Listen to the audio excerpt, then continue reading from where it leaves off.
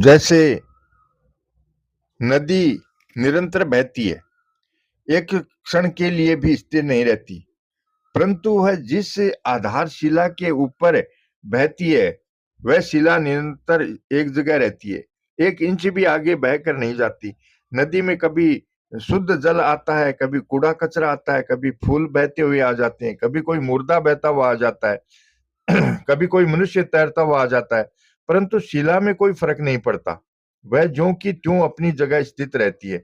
मतलब है कि जो निरंतर बहता है, चल रहा है, वह असत है और उसका भाव होनापन विद्यमान नहीं है। एक जो निरंतर रहता है, वही सत्य है, परमात्म तत्व है, और उसका कभी कमी, उसका अभाव कभी होता ही नहीं है। भगवान कहते हैं, या निशा सर्वभूतानाम तस्याम जागृति संयमी, यस्याम जागृति भूतानि सा निशा पश्यते मुने।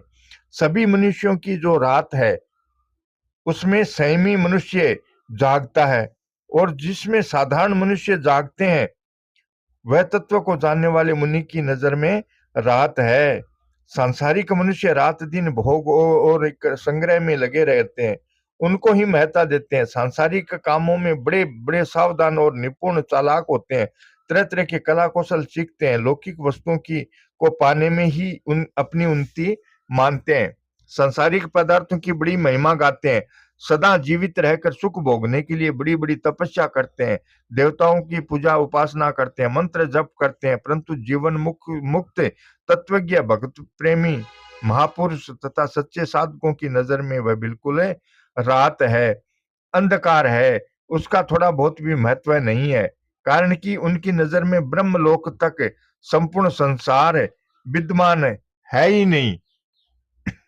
जैसा है वैसा अनुभव करने का नाम ज्ञान है, और जैसा है ही नहीं उसको सच्चा मान लेने का नाम अज्ञान है। जे जिनको असत के अभाव का और सत के भाव का अनुभव हो गया है, वे तत्व ज्ञानी हैं, जीवन मुक्त हैं, विदेह हैं, स्थित प्रज्ञ हैं, गुणातीत हैं, भगवत प्रेमी हैं, वैष्णव हैं। परंतु जो असत का, संसार का भाव और सत का अभाव मानते हैं, असत को प्राप्त और सत को अप्राप्त मानते हैं, वे अज्ञानी हैं, बेसमझ हैं, विपरीत बुद्धि वाले हैं। भगवान कहते हैं, उभयोरपि दृष्टो अंत सत्वन्यो तत्वदर्शी भी। सत्य का तो कभी अभाव नहीं है, और असत का कभी भाव है ही नहीं, वो है ही नहीं। जय श्री कृष्ण।